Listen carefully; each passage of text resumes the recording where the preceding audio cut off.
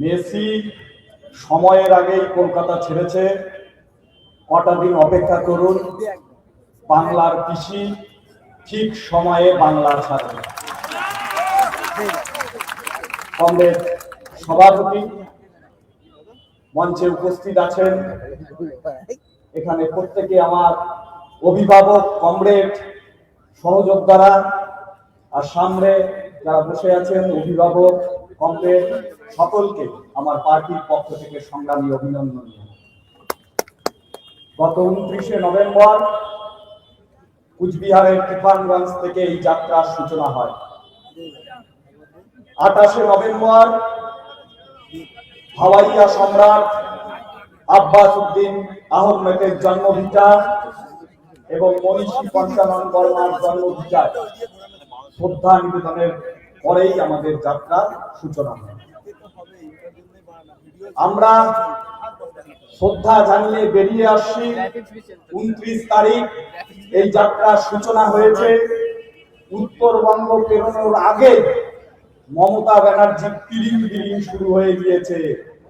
দিদি চলে গেলেন কুচবিহার, গিয়ে পঞ্চানন ঠাকুরের গায়ে দড়ি, ঠ্যাঙর ধরন, গাছ ধরন, কথা দিয়া যান কুচবিহারের মানসি, উত্তরবঙ্গের মানসি শুধু আর গদ্দারি না করি।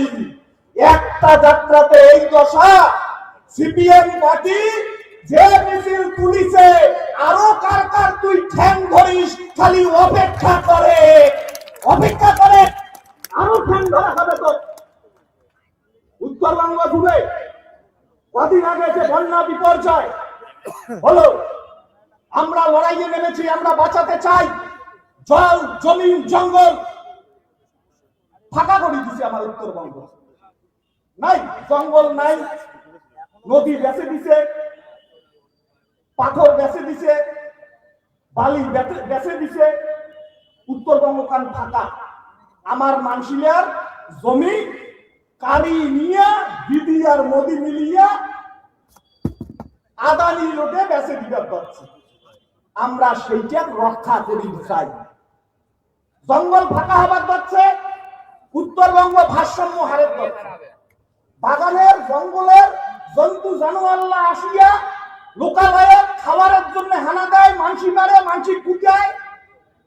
কিছু কিছু জন্তু জানোয়ার তো আরো কেন তো কাটা পড়ে। আমরা এই উত্তরবঙ্গ বাঁচের চাই, আমরা এই জল, জমিন, জমল বাঁচের চাই। তারে বাদে আমরা এই বাংলা ভাষাও যাত্রার ডাক দিচ্ছি। আমরা কবার চাই যে উত্তরবঙ্গের চা বাগান দিদি যায় আর একটা করে চা বাগানের তালা ছিল। তাই আমরা উত্তরবঙ্গের মানুষই ভাবছি কোথায় খালি আমার চা বাগান হতে গিয়ে তালা ঝুলায়। এই বাংলা ভাষাও যাত্রা আসি, এই হুগলি, উত্তর 24 পরগনার গঙ্গার দুই ধারা চটকল্লা তো তালা খুলেছে। চটকল তো তালা ঝুলাইছে, কারখানা তো তালা ঝুলাইছে, চা বাগানও তো তালা ঝুলাইছে। আসিয়া শুনি 8260টা প্রাথমিক বিদ্যালয়ে তো তালা ঝুলাইছে। তাই এই যাত্রা থাকিয়া আওয়াজ উঠিছে যে ইয়া সরকারের গেটো দেবার তালা ঝুলাবো, 26-80 গেটোর তালা ঝুলাবো। এই মেজাজ নিয়েই বাংলা ভাষাও যাত্রা। লুট, জঙ্গল লুট করি, মা বোনের সম্মান লুট করি, ছাত্র শিক্ষার অধিকার লুট করে নিয়ে সবে চুরি করে নিয়ে যাওয়া হচ্ছে, চোর করিতে। গোটা বাংলা ভাষাও যাত্রা থেকে আওয়াজ উঠতে শুরু করেছে, চোরের হাতে তালি নয়, হাত করা দেখতে চায় বাংলা, হাত করা। আল্লাহ জানতা যদি বিধানসভায় যায়, পার্লামেন্টে যায়, এদের হাত করা লাগানোর ব্যবস্থা লাল ঝান্ডা ওলারাই করবে, লাল ঝান্ডা ওলারাই করবে। গোটা পশ্চিম বাংলার দিকে আমরা কি দেখছি যে একদিকে চোর আর একদিকে ডাকাত। পুরো যুব সমাজের স্বপ্ন চুরি করে নিয়ে গিয়ে কর্পোরেটের হাতে কম টাকার মজুরি করতে পারে যেন, তার ব্যবস্থা করছে নরেন্দ্র মোদী এবং মমতা ব্যানার্জি। বাংলার বুকে দাঁড়িয়ে আমরা বলতে চাই যে বাংলাকে রক্ষা করতে হলে সকলকে ঐক্যবদ্ধ হতে হবে।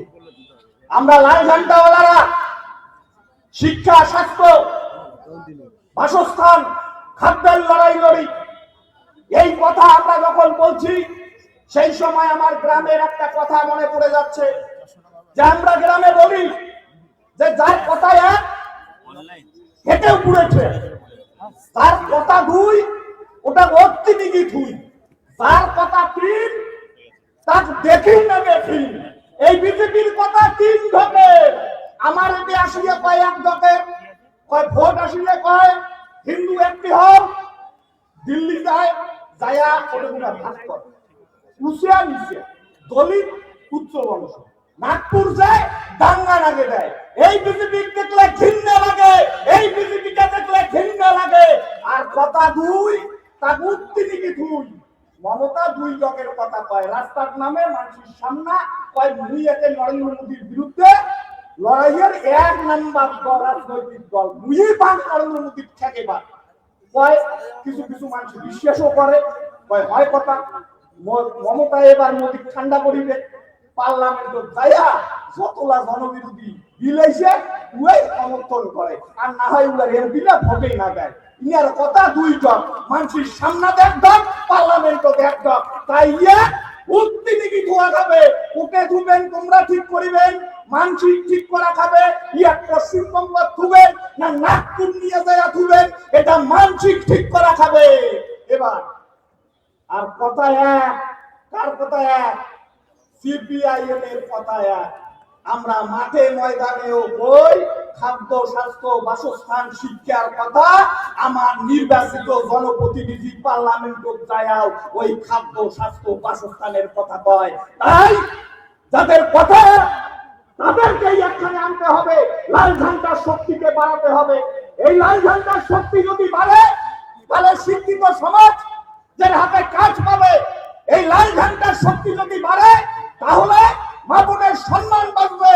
এই লাল ঝান্ডার শক্তি যদি বাড়ে তাহলে এই সোনার বাংলা আবার ৭৭ থেকে ১১ সালের বাংলায় পরিণত হবে, জ্যোতি বোসের বাংলায় পরিণত হবে, বুদ্ধদেব ভট্টাচার্যের বাংলায় পরিণত হবে। আমরা সেই আহ্বান জানাচ্ছি, সেই লড়াইয়ের ডাক দিতেই আমাদের বাংলা বাঁচাও যাত্রা। এই লড়াই, এই যাত্রা আজকে এখানে সমাপ্তি অনুষ্ঠান। সমাপ্তি একটা যাত্রার সমাপ্তি হতে পারে, কিন্তু লড়াইয়ের সমাপ্তি হতে পারে না। লড়াই চলবে, লড়াই চলবে। শীতের দিন শস্যের ফুল আসতে শুরু করেছে, গ্রামের মানুষ, কৃষক সেই শস্যের ফুল দেখতে দেখে।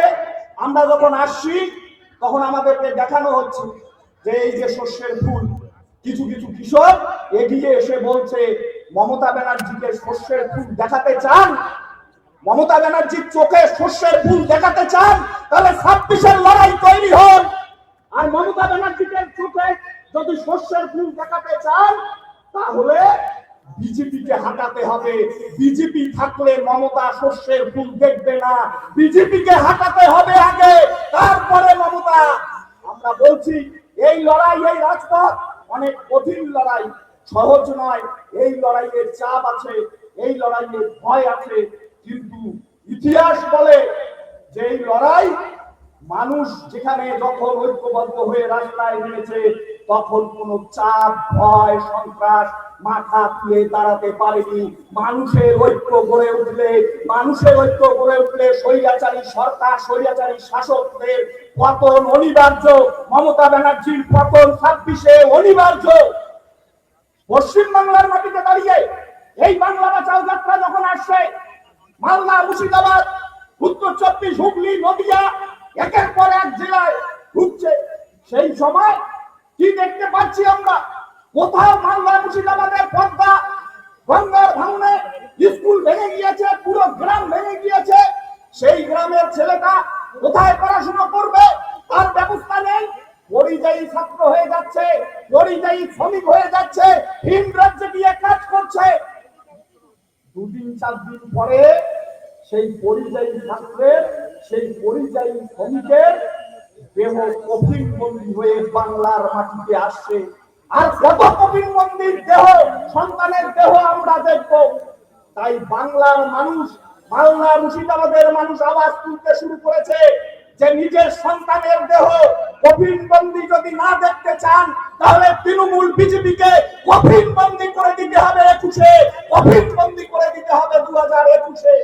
তাই এই লড়াই আগামী দিনের লড়াই, আপনারা আছেন সকলে ঐক্যবদ্ধ হয়ে এই লড়াই লড়বেন।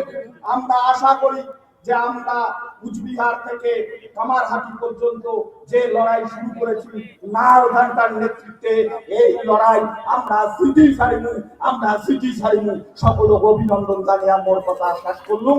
ইনকলাব জিন্দাবাদ, ভারতের কমিউনিস্ট পার্টি মার্ক্সবাদী জিন্দাবাদ।